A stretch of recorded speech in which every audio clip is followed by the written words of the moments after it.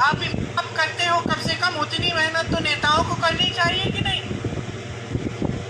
आप ईमानदारी से कमाते हो तो क्या आप ये आशा उम्मीद नहीं रख सकते कि आपकी सरकार भी ईमानदार होगी? बीजेपी की सरकार ने 1.5 लाख करोड़ रुपए कर्नाटका से छीने हैं, लूटे हैं। लूट की झूठ की सरकार है।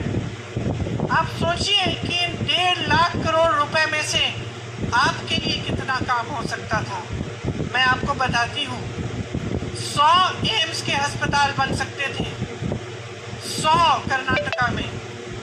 2250 किलोमीटर की 6 लेन की एक्सप्रेसवे बन सकती थी।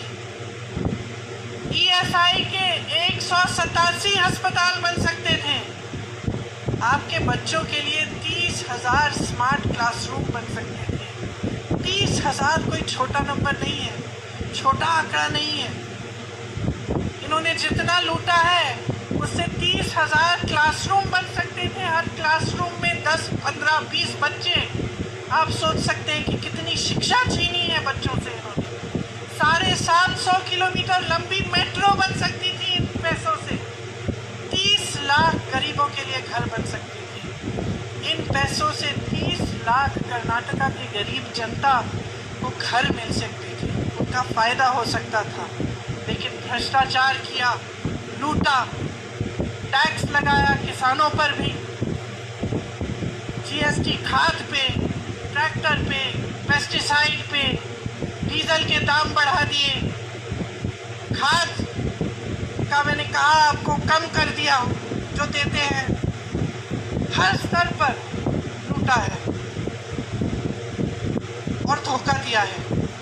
जहां तक SC, ST, OBC की बात है, उन्होंने आपको बताया कि आरक्षण बढ़ाएंगे। यहाँ पे कर्नाटका में बोला बढ़ाएंगे। केंद्र में इनकी सरकार है। जब सरकार का समय आया कि आरक्षण को बढ़ाने का काम करना है, संविधान में डालना है, तो 14 मार्च को मोदी जी की सरकार ने क्या कहा? पार्लियामेंट में कहा कि ये नहीं हो सकता है। तो यहाँ आपको कहा कि आरक्षण बढ़ाया जाएगा, वहाँ 4 साल के लिए कुछ नहीं किया, और उसके बाद जब समय आया तो कह दिया कि नहीं हो सकता। अब आप कांग्रेस की सरकार को देखिए। नाग मोहन दास कमेटी बनाई थी कांग्रेस ने।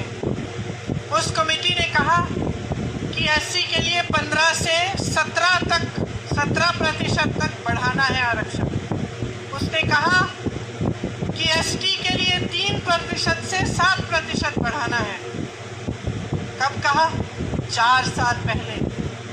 4 साल पहले कहा। 4 साल के लिए बीजेपी की यहाँ पे सरकार थी, बीजेपी की सरकार ने कुछ नहीं किया। अब चुनाव आ रहा है, फिर से वही बातें शुरू। तो इनके नेता, इनकी पार्टी एक ऐसी पार्टी है जो चुनाव के समय आपके सामने आके अच्छे बड़े वादे करते हैं, बड़ी बड़ी बातें करते हैं, लेकिन इनको शुरू से मालूम है कि वो वादे कभी पूरे नहीं करना चाहते, कभी करेंगे ही नहीं। दूसरी तरफ कांग्रेस है। राजस्थान में हमारी सरकार ने किसानों के कर्ज माफ़ किए। छत्तीसगढ़ में 18 लाख किसानों के कर्ज माफ़ हुए हैं। राजस्थान में पुरानी पेंशन की स्कीम का वादा था, उसको लागू किया। छत्तीसगढ़ में लागू कर रहे हैं।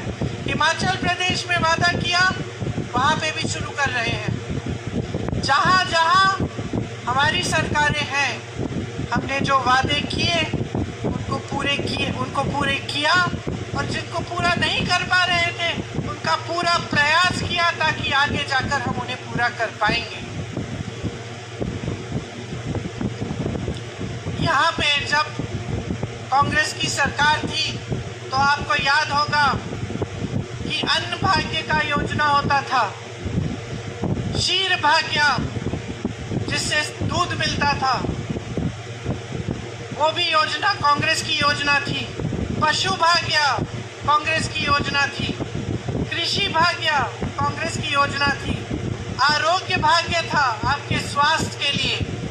विद्याश्री थी आपकी शिक्षा के लिए, इंदिरा के कैंटीन थे खाने के लिए, और ऐसी तमाम योजनाएं थी जिससे आपकी भलाई थी।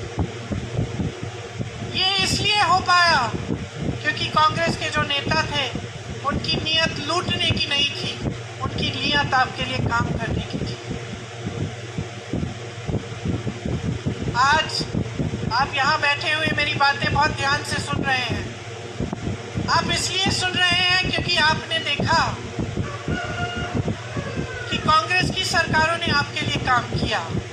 आज अगर आप यहाँ बैठ के धूप में मेरा इंतज़ार करते हैं तो आप इसलिए भी करते हैं क्योंकि आपने इंदिरा जी का काम देखा, राजीव जी का काम देखा, सोनिया जी का काम देखा।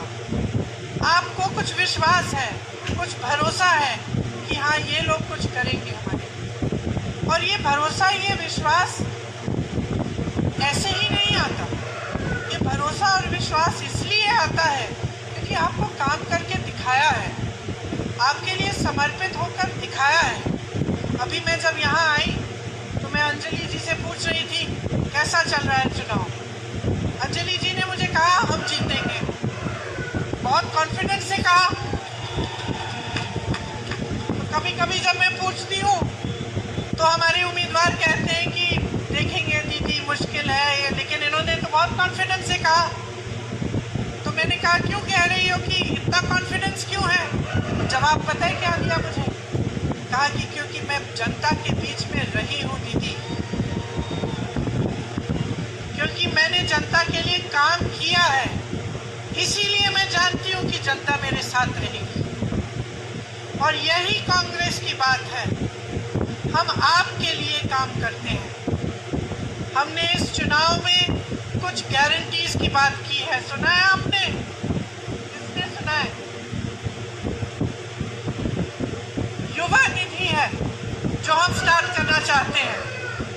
ये जो 2.5 लाख जॉब खाली पड़े हैं, सबसे पहले तो हम इनको भरेंगे, ये हमारी गारंटी है। जो ग्रेजुएट हैं लेकिन अभी नौकरी नहीं मिल पाई है उनको, उन्हें सरकार बेरोजगारी का भत्ता 3,000 रुपये हर महीने देगी।